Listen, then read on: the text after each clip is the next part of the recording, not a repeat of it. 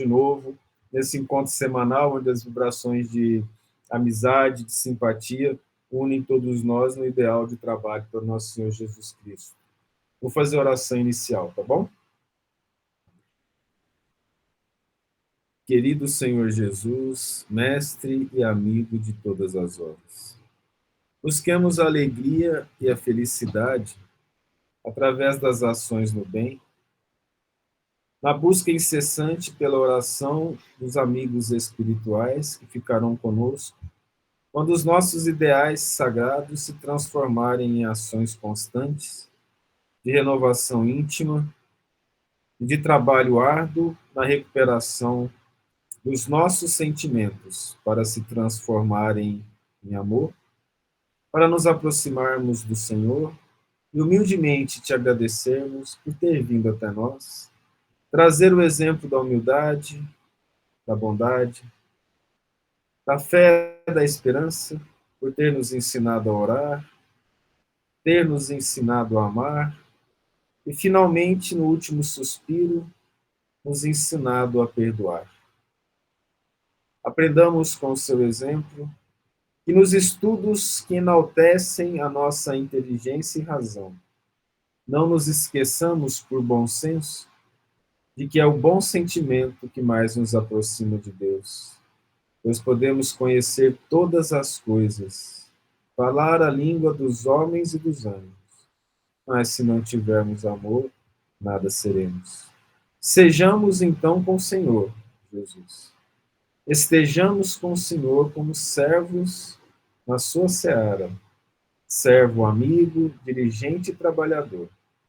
Em qualquer lugar onde estejamos, busquemos para que o Senhor esteja conosco. Muito obrigado, Senhor Jesus. Que assim seja, Senhor. Nós paramos na questão 269, e aqui está falando sobre a vida dos espíritos, né? Perguntando sobre as provas e expiações. Né? A gente estava falando antes sobre essas provas e expiações, sobre a escolha das provas. Né? Como é que escolhe, se a gente é ajudado, a questão do livre-arbítrio. E aí a pergunta do Allan Kardec é: pode o espírito enganar-se quanto à eficiência da prova que escolheu? E a gente já parte do pressuposto que nós somos imperfeitos, evidentemente que nós podemos nos enganar. Né? Pode escolher uma que esteja acima de suas forças e sucumbir. Mas por que os espíritos superiores deixam? Uma lição.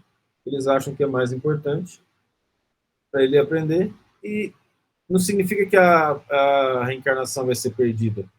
Ele vai se esforçar, não vai conseguir efetivar aquilo, mas vai adquirir experiências para efetivar na próxima o seu desejo. Pode também escolher alguma que nada lhe aproveite, como sucederá se buscar vida ociosa e inútil. Aí também os espíritos deixam. Sempre tem experiência associada, mas a sensação de perda, ela impulsiona o Filho de Deus, né, a trabalhar. Depois, numa próxima vida. E já tem pessoas que escolhem a prova que ele consegue vencer, mas aí ele acaba escolhendo a vida ociosa e inútil. Ele diz não aos chamamentos, ele diz não às responsabilidades, e aí a vida passa a ser bastante ociosa nesse sentido, de evitar o sacrifício. Mas, então, voltando ao mundo dos espíritos, verifica que nada ganhou e pede outra que lhe faculte recuperar o tempo perdido. Aí ele pede. Veja que a gente tem que saber interpretar, né? Pedir, se eu concluir que ele vai ter, aí eu estou cometendo um erro. Ele vai pedir. Ter depende do merecimento dele. Tá? Vamos entrar na fila. Ah, mas eu quero reencarnar agora. Foi uma pessoa lá que você está devendo muito, ela não tem condição de reencarnar. Onde que ela está? No umbral. Oh, meu Deus. No umbral pior que o seu. O que eu faço? Ajuda, vai lá, dá uma força para ela, tira daquela situação, e aí vocês dois se reencarnam juntos. Aí vai a pessoa, 20, 30 anos, 10 anos, no umbral, trabalhando com sacrifício para recuperar aquela pessoa que ela precisa reencarnar para poder fazer os resgates dela. dívidas vão sendo pagas através das nossas próprias dívidas. E aí o sacrifício em favor do próximo é a base dessa redenção.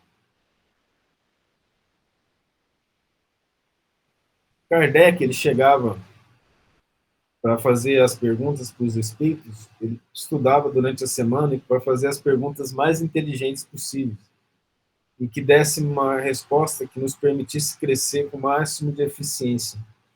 Nessa pergunta, por exemplo, ele pergunta sobre enganar quanto à eficiência da prova. E o espírito, então, dá duas possibilidades extremas, na qual entre um extremo e outro nós temos muitas variações. Aquele que pede acima e aquele que pede abaixo. Veja que, em relação à pergunta, ela está mais aqui para a primeira frase, a resposta, não é? Mas o espírito, os bons espíritos resolveram falar dessa associada à dificuldade da pessoa que opta pela prova para descansar. Nada bom. Então, muitas vezes a gente pode achar que pessoas que têm vida tranquila, elas estão muito bem, mas bem espiritualmente. Aqui no estado de São Paulo, as conversas entre as mais idosas é uma coisa impressionante, né? E aí, fulano está muito bem de vida, comprou carro novo. Aí volta naquele bate-papo que a gente falava lá, né? Vai levar para onde? Aqui na Terra está mais perto do umbral. Ah, está muito bem de vida, a casa é maravilhosa. E o lar? E as relações? O nosso pensamento se volta para as coisas materiais, pouco para as coisas espirituais. Aí a gente estuda aqui para poder começar a enxergar isso, né? Enxergar a parte espiritual um pouco mais forte, vamos dizer assim, de uma maneira mais séria na nossa vida. Porque o que fica, na verdade? Nós vamos morrer todos. Nós também sabemos que a morte é certa, tanto quanto que não levaremos os bens materiais, pelo que nós sabemos, não é mesmo? Vocês concordam com isso? Nós não vamos levar, vamos? Sim. As coisas materiais. Vamos. E já é uma certeza. Aí a gente fica pensando assim, por que eu gastei tanto tempo da minha vida para adquirir bens materiais em detrimento das coisas espirituais? Então a gente não tem tempo para Jesus, não tem tempo para a parte espiritual, fica lutando pelas coisas materiais. Vamos deixar bem claro. Eu quero estudar e conseguir determinado emprego. Isso é espiritual. Por quê? Porque a pessoa vai estudar, vai trabalhar, e trabalho é ganho espiritual. O que está na cabeça dela determina muito os passos e o sofrimento íntimo. Então a pessoa vai fazer isso porque ela quer sobrepujar o vizinho. Aí ela vai conseguir, ela vai adquirir experiência. Veja a bondade de Deus, nenhum trabalho se perde. Ela vai adquirir conhecimento, mas por dentro ela vai estar triste. Não, eu quero adquirir isso porque eu quero ganhar um dinheiro, porque eu quero passear o máximo que eu puder. Aí a gente tem planejando o passeio e aparece alguém que precisa de ajuda e a gente já está com o dinheiro contado. É uma prova. O que a gente vai fazer? Se a gente vai preocupar conosco mesmo, em termos de egoísmo, ou se a gente vai se preocupar com outra pessoa e deixar essa viagem para depois. Eu agora fui duro, né? Mas é uma verdade. Acontece algumas vezes isso, uma situação dessa, da gente ser chamado, né, a auxiliar as pessoas e muitas vezes a gente faz opção por auxiliar nós mesmos. A gente foi criado assim. No entanto, o momento que nós passamos a estudar Jesus, a gente tem que pensar em relação a essas coisas, né? Eu costumo brincar que as viagens são muito boas quando você faz no estado de espírito, porque você volita, né? O André Luiz introduziu aí o verbo volitar no livro Nosso Lar, que alguns espíritos têm capacidade de voar e chegar aos locais com a velocidade do pensamento. Aí o que acontece? Eu vou esperar para fazer a viagem dos meus sonhos quando eu desencarnar. Não vou precisar de bagagem, não vou precisar de passagem de avião, não vou precisar de sofrer aquelas turbulências que muitas vezes dá medo da morte, porque eu já vou estar morto, não vai ter problema. Provavelmente eu não vou ter turbulência. Aí eu vou conhecer as coisas bonitas, eu dou uma olhada e falo, não é tão bonito assim.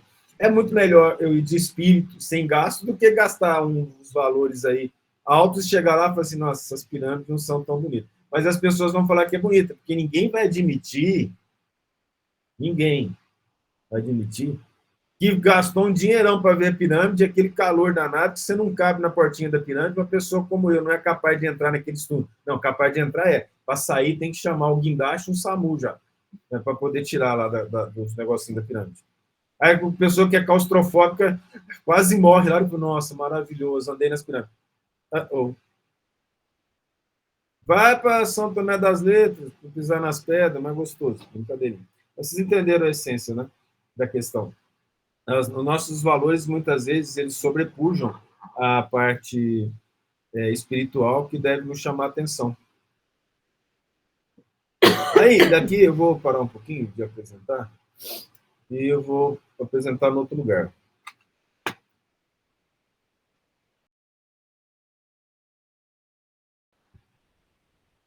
Isso aí não. Não. Tá difícil. Se aparecer uns trem de matemática aqui, não reparo. Vamos criar uma nova aqui para não ter problema.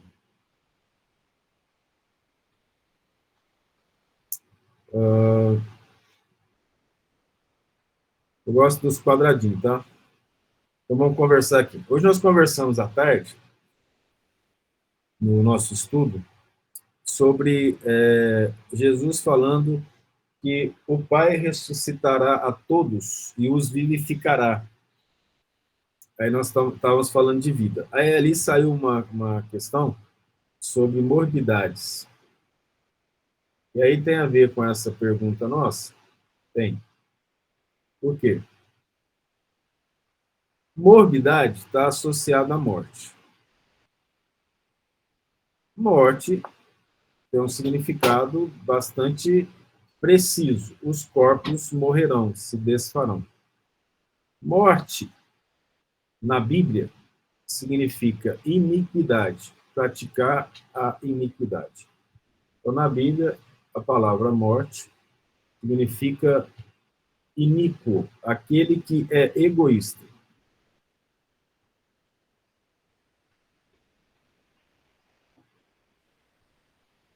Agora, então, faz sentido nós ouvirmos e lermos nosso Senhor Jesus Cristo falando: e vim para que tenham vida, e a tenham em abundância. Então, o que é a vida? Segundo a Bíblia. Quando fala a Bíblia, o Velho Testamento até fala mais de morte do que vida, né? Mas o Novo também.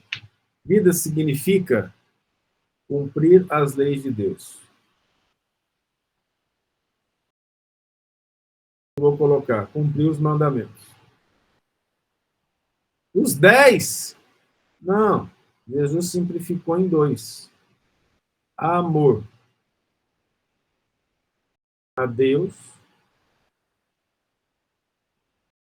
e ao próximo. Pronto, isso é vida. Resumindo, não precisamos falar mais nada, terminar todos os estudos e vamos praticar isso. Acabou. Não precisamos estudar mais. Isso aqui é a vida. Todos os mandamentos, todos os ensinamentos do Cristo estão aqui. Mas então, por que Jesus não veio, falou e foi embora? Ele teve que exemplificar. Então, não basta falar. Para viver, é preciso exemplificar. Ou seja, é preciso sacrifício, é preciso agir no bem. Agir no bem. Para o bem comum com nosso Senhor Jesus Cristo. Mas uma pessoa não acredita em Jesus. Se ele for bom, ele está agindo com o nosso Senhor Jesus Cristo, que é o governador da terra. Tem que agir no bem. Mas agir, né? Agir é um trem difícil. Pensamento é ação? Para espírito é. E aqui na Terra nós temos umas ideias assim também.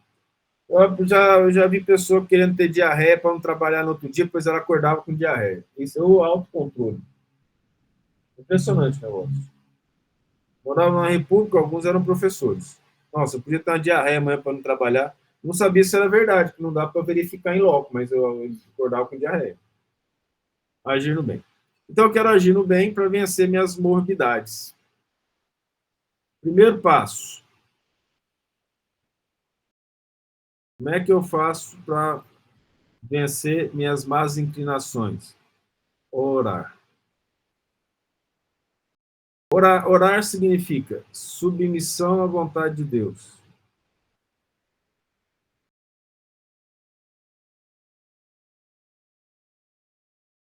Você ora para um ser superior. Significa adorar a Deus.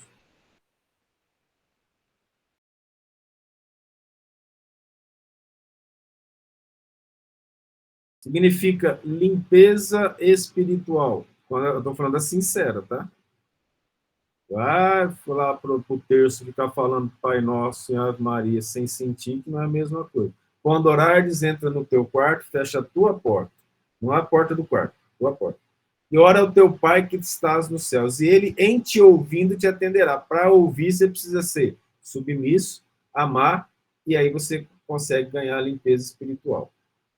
Aí essa aqui, nesse momento, eu coloquei limpeza espiritual de forma didática, que é a mais importante nesse momento.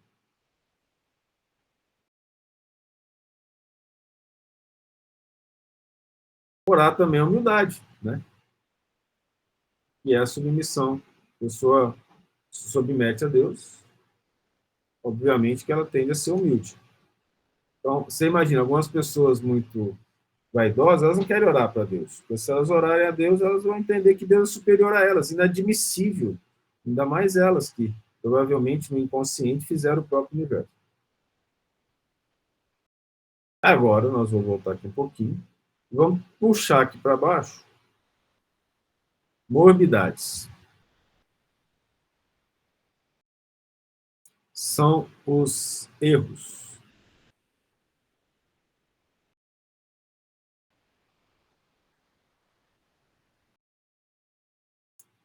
Ações fora da lei de Deus.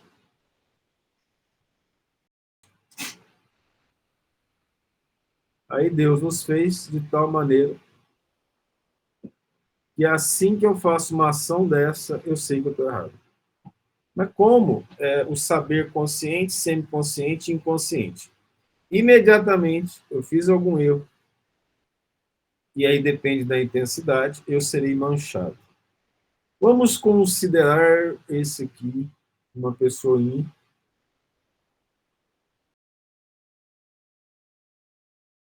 Mas vão entender por que eu estou fazendo essa pessoinha assim.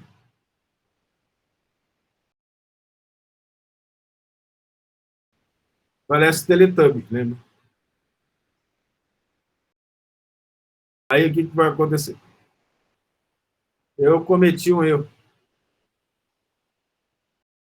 Vamos colocar em azul aqui, vamos partir do pressuposto que a gente é bonzinho. Vamos colocar aqui que é o nosso perispírito. Ele é do tamanho do corpo, igual ao corpo, mas vou colocar perispírito e aura aqui associado, tá?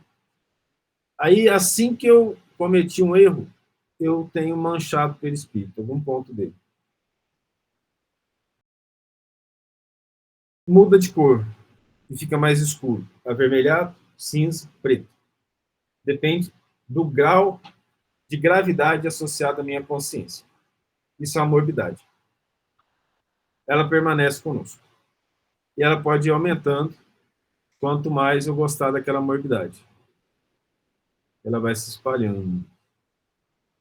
E aí, dependendo da situação, aquela morbidade é tão forte que eu tenho o perispírito inteiro avermelhado. Normalmente, uma morbidade desse tipo está associada ao egoísmo, pai de todos os vícios. Penso em mim primeiro, sempre em mim e nas coisas que eu quero. Essa é a morbidade. E a gente reencarna com essas morbidades. E ele é tão entranhado na gente, isso é visível pelos espíritos superiores, que eles são capazes de olhar e falar assim, aquela lá são as 3 reencarnações. E olha lá. Então ele é capaz de olhar e saber se a gente vai vencer ou não. Mas eu insisto, eu quero reencarnar e quero vencer minha morbidade. Ora, para essa morbidade desaparecer, ela sumir, eu tenho que fazer o contrário do egoísmo. Eu tenho que amar. Aí ela some. Só que não há amar em dizer eu amo, mas é a ação constante contra o que eu fiz. O meu egoísmo fez com que eu usasse meus recursos financeiros só para mim e teve gente passando fome na porta da minha casa. Vou usar esse exemplo como exemplo da parábola do Lázaro e do rico. E o Lázaro comia as migalhas e depois ambos morreram. Lázaro foi para o céu ficar com Abraão e o rico foi para o inferno. E o rico fala: Senhor, pai Abraão, manda Lázaro voltar para poder mostrar para os meus irmãos o que acontece com quem é iníquo. Ele fala: nem que eu mandasse dos profetas, eles atenderiam. Então, amar é ação constante em favor do próximo.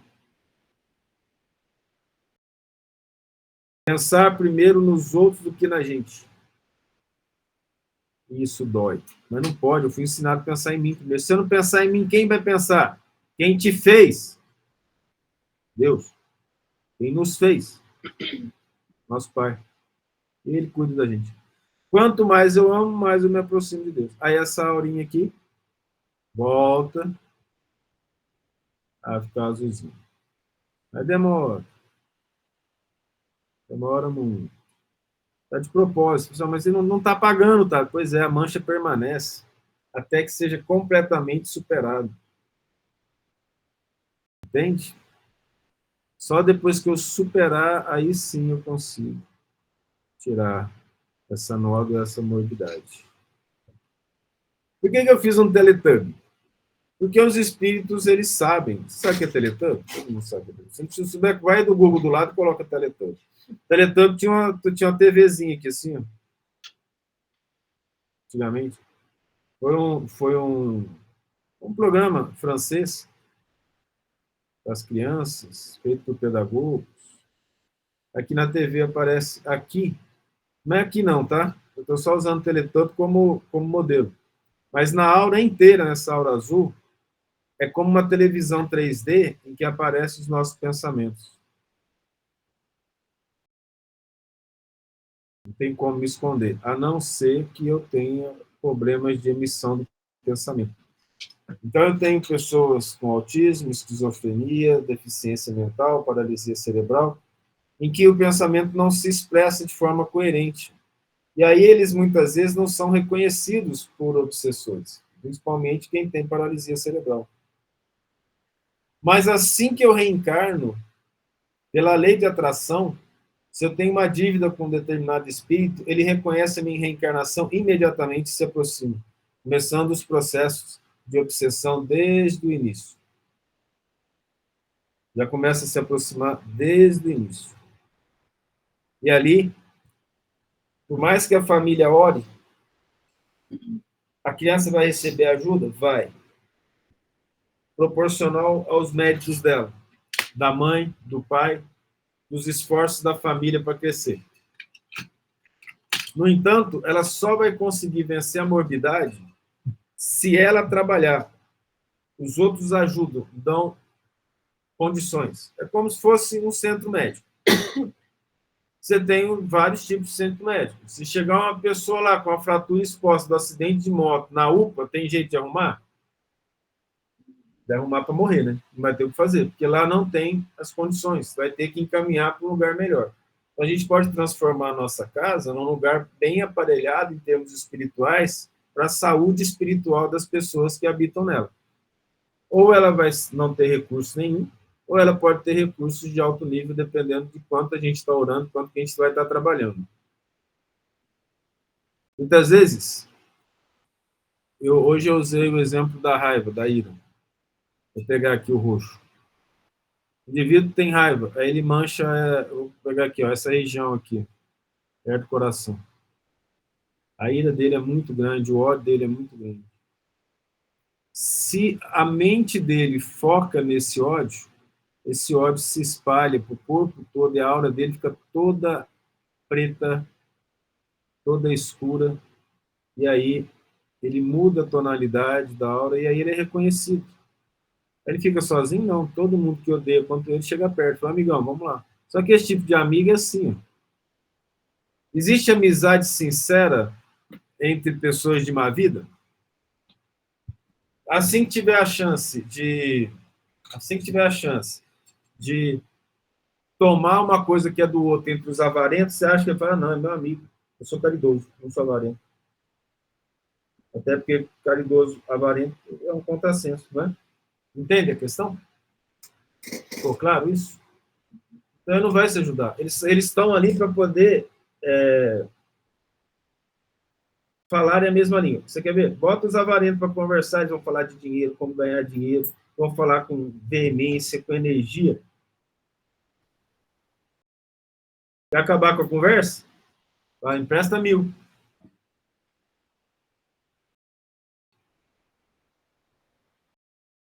Sabe que o indivíduo tem, presta 1.000.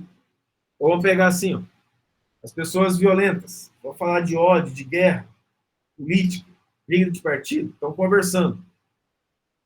Os dois pensam a mesma coisa. O que acontece quando o outro emite uma opinião diferente? Eles se dão bem? Falam, caridosamente, eu que sou uma pessoa conservadora, inflexível e teimosa, vou aceitar o que ele falou.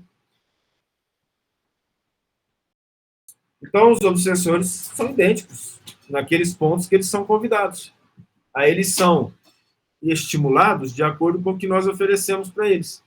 O que eu estou oferecendo para ele? Ódio, está cheio de obsessor com ódio. Desconfianças, cheio de obsessor com desconfiança. Existe aí isso no geral. Existem os obsessores empedernidos, aqueles que estão voltados para a destruição e para dificultar a vida e a evolução na cabeça deles de algumas pessoas, em que eles odeiam. Por exemplo. Então, o que acontece? Aí eles trabalham de todas as formas para poder destruir aquela pessoa, para poder gerar dificuldade para a pessoa. Por que eu falei do ponto de vista deles? Porque, na verdade, Deus não permite que as coisas más aconteçam.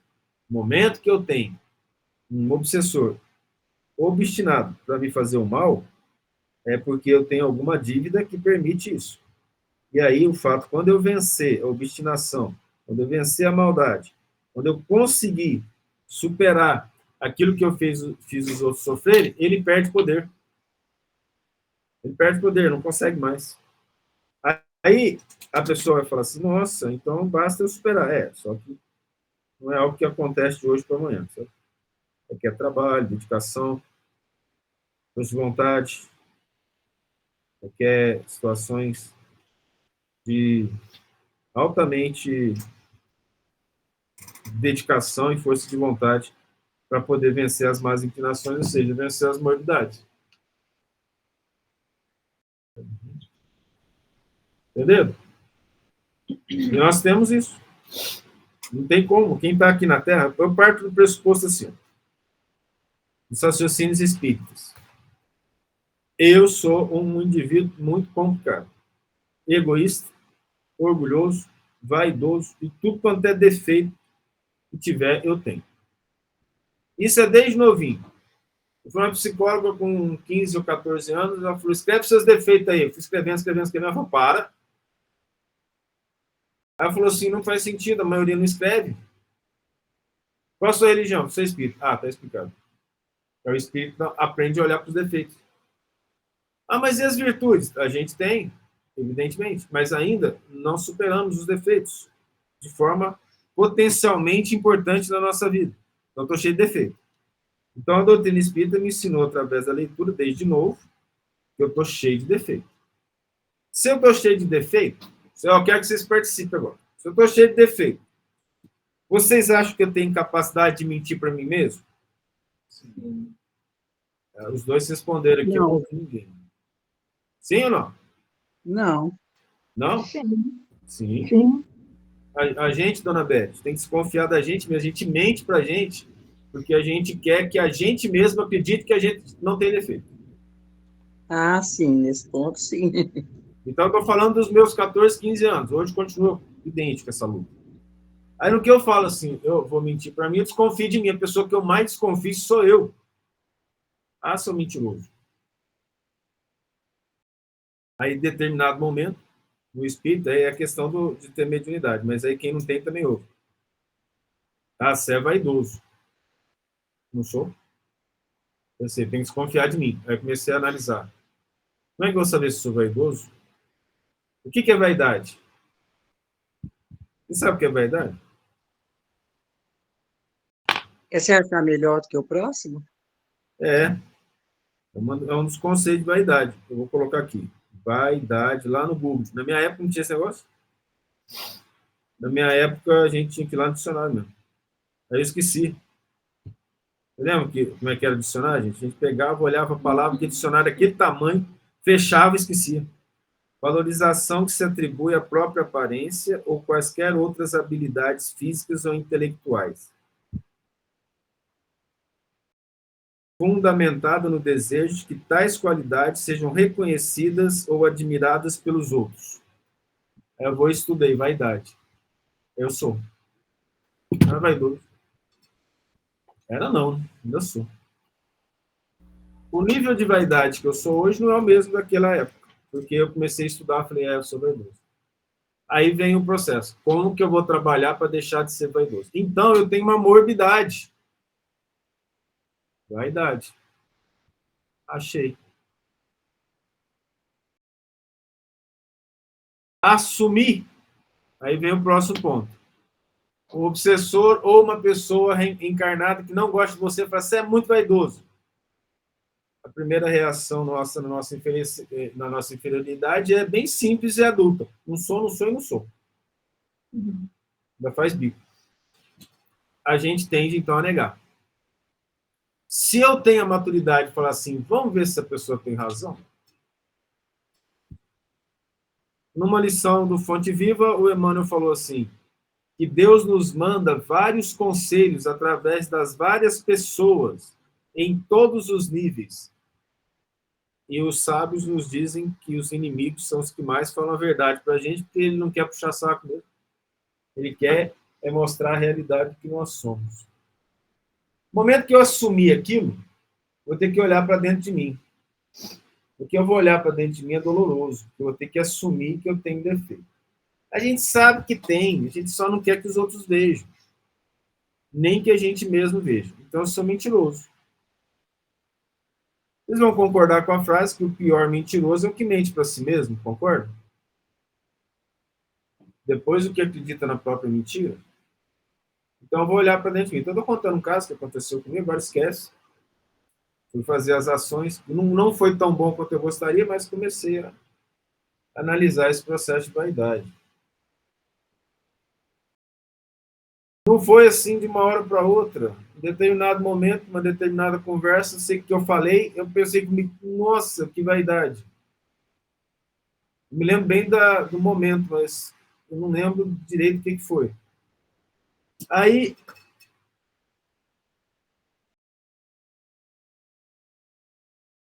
eu tenho que trabalhar mais nesse negócio. Fui trabalhando. Aí chegou num ponto que eu falei assim, vou fazer cara de humilde para ver se eu melhoro a vaidade. Criança, né? Fazendo cara de humilde. Eu só falava, aí descobri que era falsidade. Não era íntimo. Eu vou ter que trabalhar como a vaidade. Aí veio a parte intelectual. Por que eu sou vaidoso, sendo que eu não sou mais inteligente, nem o mais bonito, nem o melhor filho do mundo? Por outro lado, nem mais burro, nem mais feio, nem o pior. Acima de tudo, tem Deus, e a doutrina espírita vai nos mostrando isso, Jesus vai nos mostrando isso, Jesus sempre se refere ao Pai. Então, intelectualmente, eu falei, não tem motivo. Aí já deu uma acalmada. Não tem motivo. Os árabes usam uma frase que é assim, depois que alguém faz uma explicação, ou depois que a pessoa conta alguma coisa, ele fala assim, Alá, no entanto, é mais sábio. Deus, no entanto, é mais sábio. Olha que legal essa frase. E qualquer opinião que ele emite, ele coloca que ela está sob o julgamento de Deus e que Deus sabe mais.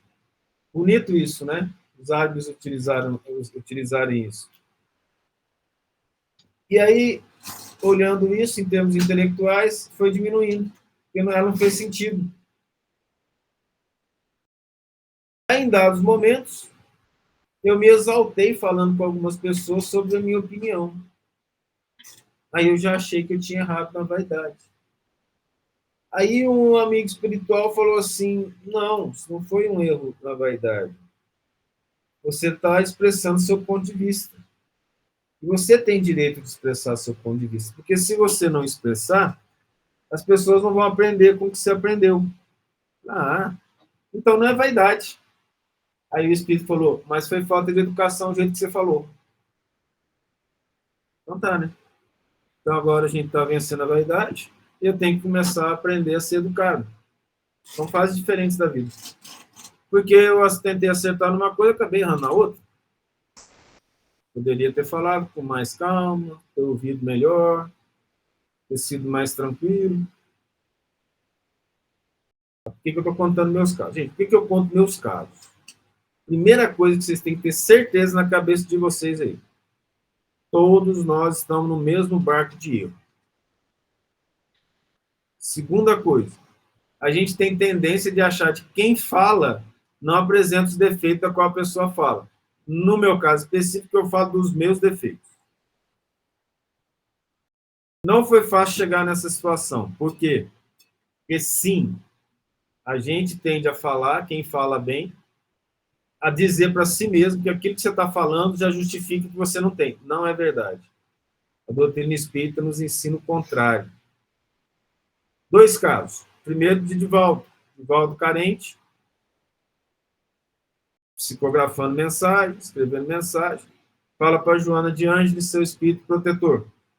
Poxa, Joana, já escrevi centenas, milhares de mensagens, você não mandou nenhuma para mim? E ela responde, todas foram para você, que serviram para os outros. Kardec fala, o médium é o primeiro a receber as instruções do plano espiritual, portanto, serve para ele primeiro. Terceiro, que é o que eu mais gosto, já contei aqui, vou repetir. Pestalozzi, o mestre de Kardec, falava isso. O lema de quem ensina é repetir. Então, aquele senhor que entrava lá no centro espírita, tirava o chapéu da cabeça, botava no peito, sentava no último banco, e ouvia um palestrante falar de forma maravilhosa, bonita, palavras bem colocadas, raciocínios impressionantes, e ambos desencarnam. E o palestrante que só falava e não fazia, está lá no umbral sofrendo.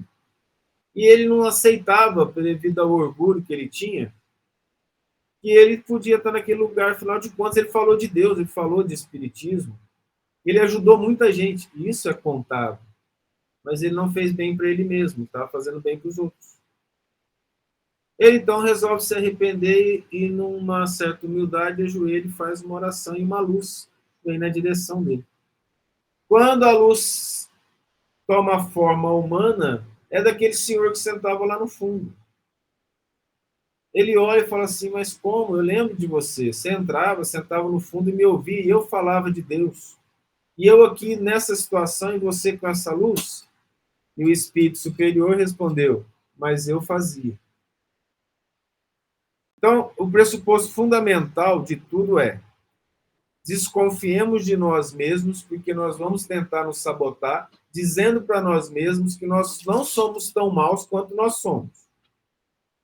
Se vocês estão realmente acompanhando e compreendendo o que eu estou falando na profundidade, vocês vão entrar dentro de vocês e vão concordar comigo. E eu peço humildemente que aquele que não concordar se expresse de forma bem tranquila, porque não é acusação nem nada, é bate-papo para a gente aprender.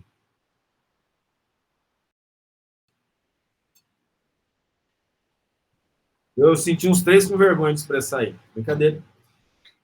Contando que não vai expressar, que vocês aceitam que esse raciocínio é básico, o trabalho, então, para eu analisar o que eu tenho dentro de mim, vai começar com uma oração, onde eu vou pedir ajuda a Deus, vou me submeter a Ele. Oração sem ação passa a ficar frívola, então eu tenho que trabalhar para melhorar. Trabalhar para melhorar, no meu caso, gente, eu busquei a parte intelectual, ou seja, é isso que eu quero, isso é vaidade, o que a doutrina fala, o que Jesus fala, não serve para mim. Com o passar do tempo, você vai fazendo com que aquilo melhore, porque o melhor seria pelo sentimento. Deus é o maior, eu sinto isso no meu coração, eu não tenho motivo para ser vaidoso. Já teria que ter acabado com tudo, já teria que ter superado. Mas não foi assim. Então foi trabalho, está sendo trabalho, está sendo trabalho. E aí sim o sentimento vai aumentando. Aí a gente vai entendendo Deus melhor. A gente vai aproximando de Jesus, vai amando Jesus para nossa. Como que alguém conhecendo Jesus pode achar que é vaidoso? Ou melhor, pode se sentir vaidoso? Como que alguém que conhece o ser, e a doutrina espírita nos mostra isso, mais poderoso da Terra, o governador da Terra, veio aqui e se humilhou para que a vontade de Deus fosse feita? Como que a gente pode ser vaidoso? Aí o coração se enche, você vai sereno. Mas, toda vez que tentarem nos rebaixar, se a gente quiser se levantar, a vaidade ainda existe. Outra pessoa.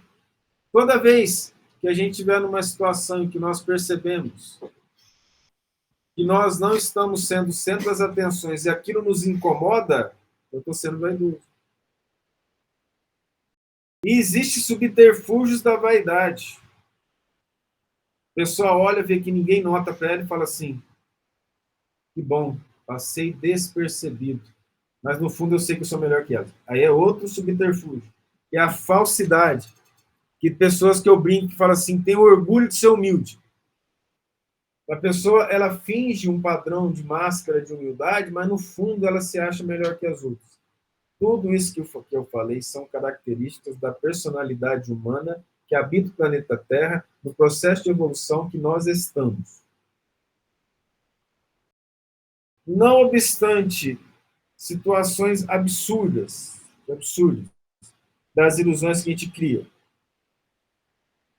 mesmo diante da realidade mais clara, a gente continua acreditando na nossa superioridade. Reencarna uma mocinha, como diz o próprio Divaldo, não foi ele que contou isso, não, mas ele fala assim, mais preto que noite sem luar e com nuvem para todo lado. Cabelo encaracolado na favela do Rio de Janeiro. A menina vai crescendo e começa a mandar na mãe, nos irmãos, todo mundo que está em volta, considerando todos eles escravos dela. Começou a falar, teve um pouquinho de autoridade. Aí a mãe fala para ela assim, mas menina, você está nos tratando desse jeito? Nós somos iguais. Ela, não, vocês são pretos. Menininha preta. E você é o quê? A senhora não está vendo? Loira de olhos azuis. A mãe dela foi lá, pegou o espelho, botou na frente e falou assim, o que você está vendo? Uma loira de olhos azuis. Se não fosse caso real, né? Como é que acredita nisso? O espírito era dono de escravo, loiro de olhos azuis, que mandava nos outros porque se sentia superior. Reencarna e o grau de ilusão ultrapassa a capacidade de retenção da matéria, das memórias, a ponto de ela olhar para o espelho e se enxergar tal como a mente dela projeta para ela mesma. Entenderam a profundidade? Eu sou vaidoso, orgulhoso, egoísta. Eu olho e me projeto. Eu não sou isso. Você não quer. Sua mente projeta. Processo de defesa.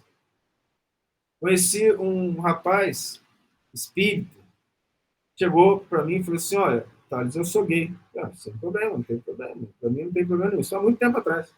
Mas eu falei, você me permite algumas perguntas? Ele falou, permito. Você é um rapaz peludo, barbudo? Você se sente mulher? Ele, sim. Você olha no espelho, você vê a barba, você faz barba, você está cheio de pelo. O que você enxerga ali? Uma mulher no corpo errado. A ilusão já é menorzinha. Quem sou eu para poder dizer que está errado? A sinceridade que ele falou foi absurda. Eu contei um caso que eu li num livro, e agora estou contando um caso que eu percebi. se a gente pegar as nuances, então, assim, eu crio uma imagem do que eu sou. E algumas vezes nós já passamos por essa situação. O pessoal fala algumas coisas da gente e fala, não, eu não sou assim. A pessoa tá louca. Acabou a amizade. Falou a verdade? Acabou a amizade. Aí, a gente cria uma máscara e a gente projeta o que a gente é nessa máscara. Só que os obsessores veem a nossa aura. Eles veem as cores, veem essas mentiras, veem essas projeções.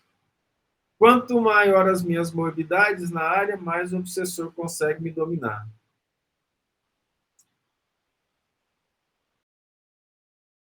Entre a prova que eu não consigo vencer e a prova que eu não quero, vamos dizer, não me dá muita evolução, porque é meio de preguiça, nas intermediárias nós todos estamos lutando contra as morbidades, nós sairíamos mais ou menos vencedores, não é por tê-las destruído numa única vida, por ter começado o processo de redenção de entendimento. Por que eu estou falando tudo isso? Frase do Evangelho: os erros compreendidos se tornarão verdades. Evangelho segundo o Espiritismo. O Espírito da Verdade. Capítulo 6. Vou achar a lição agora. Enquanto isso, vocês podem conversar comigo, se vocês quiserem. Obrigado por vocês não querem. Ninguém quer falar comigo. Fala alguma coisa aí, filho. O capítulo 6 é o Cristo Consolador. Você acha que a gente nega o que a gente é para nós mesmos porque a gente é cego e não quer enxergar? Ou às vezes é por burrice mesmo, para a gente não ter a menor noção do que a gente está fazendo? É porque a gente não se educou espiritualmente, Cíntia. Você entende? Entendo. Por exemplo, como é que nós fomos criados? Para sermos igual eu falei. Eu fui criado assim. Eu fui criado por uma mãe espírita que falava assim, se você apanhar lá na rua, você apanha em casa também. E mesmo espírita, ela falava assim, não leva desaforo para casa. É. A gente foi criado assim. Então, o nosso estudo agora, se ele não servir para nos colocar na realidade, não serve muito, não. Tá certo. Compreende? Sim, é verdade. Se a gente estava na ignorância, agora a gente não está mais, né? Mas não é fácil. A gente não muda de hoje para amanhã, sabe? Sim. Muito obrigada. Exponha. Tentando achar aqui, não estou achando. Mas não tem problema. E a sua pergunta veio bem a calhar. É o capítulo 8? Uhum. Qual que é? Eita. Eu errei. Assim, tá. Eis chegados os tempos em que os erros explicados se tornarão verdade. Ah, verdade. É João? É João? Deixa eu vir as minhas criancinhas. Acho que é.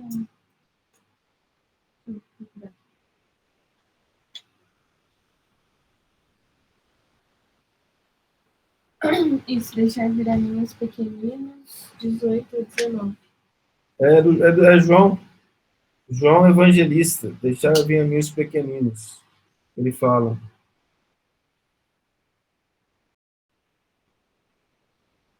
Meus bem-amados, eis chegados os tempos em que os erros explicados se transformarão em verdades. Capítulo 8, item 18.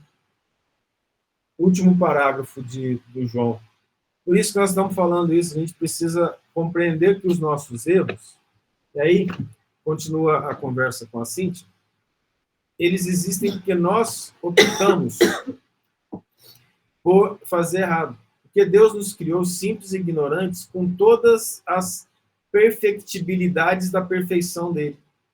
Então, o nosso sentimento é de amor. Só que a gente desvia para o egoísmo, para a vaidade, para a inveja e para os ciúmes. Eu tenho que trazer de volta. Quando eu faço o desvio, eu crio essas morbidades. Agora eu tenho que trazer de volta. Agora, se a gente fizer uma análise de nós mesmos, nós vamos enxergar muitos erros. Nós vamos enxergar que nas nossas próprias orações, a gente custa pedir pelos outros. Quando a gente pede um bem para a gente, raramente a gente pede pelo vizinho, pela pessoa, quando eu falo vizinho, pela pessoa que está do nosso lado. Mesmo que seja casado. Até o nosso amor é egoísta. Quando a gente vai fazer alguma coisa, e eu percebi isso ao longo do tempo, Eu morava numa república, né? Tinha 7 pessoas, numa outra tinha 11. Quando você sabe que a pessoa não tem dinheiro para nada? Pelo número de pessoas que moram na república. Quanto mais gente, menos você paga por mês. As pessoas faziam café, ninguém preocupava com o outro, cada um fazia o seu. Cada um fazia o seu café. Ah, não era horário diferente? Não, tinha um grupo que acordava no mesmo horário, ninguém fazia café para ninguém.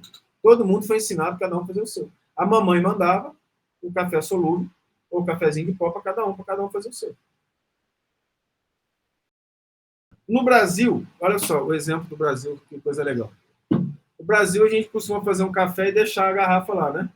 No Japão, cada um faz o seu. Não tem esse negócio de deixar café para todo mundo. Chá também é a mesma coisa. Cada um faz o seu. Então, eu chegava lá na universidade, hora de tomar café, cada um fazendo o seu. E aí demorava, né? Porque cada um tinha que ir lá, esquentar a água, cada um pegar o seu negocinho, fazer seu cafezinho e se preparar. Cada um fazia o seu. Não tinha alguém chegar lá para fazer uma garrafa de café como tem aqui. Nisso, nós já estamos um pouquinho melhores. Mas eu espero que vocês tenham entendido essa situação, porque a gente está trabalhando isso fortemente, todos os dias, e todo dia é o obsessor gritando, xingando, falando. Muitos não ouvem, eu ouço. É uma vantagem ouvir. Quando eu comecei a ouvir claramente, foi muito bom para mim. Porque eu falei assim, agora eu sei. Mas existe a obsessão silenciosa, a obsessão sutil, que vai colocando na cabeça da pessoa aos pouquinhos. Olha o quanto que você é humilde, melhor que os outros. A pessoa está humilde, todo mundo acha que ela é humilde. Porque ele trabalha com todo mundo que tem em volta. Mas a humildade é íntima. É de dentro, é do coração. É luta. Nós estamos aqui como companheiros de jornada no processo de redenção. Isso precisa ser levado a sério. Acontece que a gente não costuma levar a sério. A gente não costuma colocar os problemas como esse que nós estamos colocando aqui nas nossas conversas, porque ela fere. Então, esse grau de sinceridade incomoda. Então, veja, partindo do pressuposto que nós somos perfectíveis e temos as bênçãos da perfeição dentro de nós para desenvolvê-la, entendendo de forma errada, nós criamos as morbidades, os erros entendidos se transformarão em verdade. Jesus disse, conhecereis a verdade e ela vos libertará. Quando nós começarmos a conhecer a nós mesmos e o que nós temos dentro de nós, compreendendo e direcionando para o bem, conseguiremos a liberdade espiritual. Só que a liberdade é relativa, porque ela é cheia de deveres. Ela não é liberdade de fazer o que quer. Não, imagina um anjo. Senhor, vem pedir férias. Férias por quê? Vou para o sol tomar um bronze. Não tem isso, porque ele, naturalmente, ele não vai fazer isso, porque ele sabe que o trabalho é a lei do universo. Ele é livre no pensamento dele para fazer o bem, naturalmente, porque ele se adequou à lei divina. Então, a liberdade não é fazer o que quer. A liberdade é dominar os próprios pensamentos e direcioná-los para o bem. Aí sim as nossas reencarnações tomarão outra rota em termos de crescimento espiritual e nós pararemos de ficar ao mesmo tempo rodando em torno de nós mesmos, demorando para assumirmos as responsabilidades da nossa própria perfeição. E aí nós sairemos desse ciclo vicioso de erros constantes e aí passaremos imediatamente, vamos dizer assim, a entender as verdades. Mas para isso eu preciso estudar, ler, conhecer Jesus, trabalhar pelo bem, ter afinco para as coisas do bem, tanto quanto eu tenho para a satisfação dos meus desejos materiais. Tem gente que gasta horas, dias, meses, uma vida só para aparecer o que não é para as pessoas. E aí ela não vai estar no caminho da evolução, ela vai estar se maltratando. Sabe aquele cafezinho? Hora dele. Na volta, Dona Ana Paula de Palmas vai fazer a prece de encerramento desse, começo da outra, tá? 7h10, pode ser? Ok.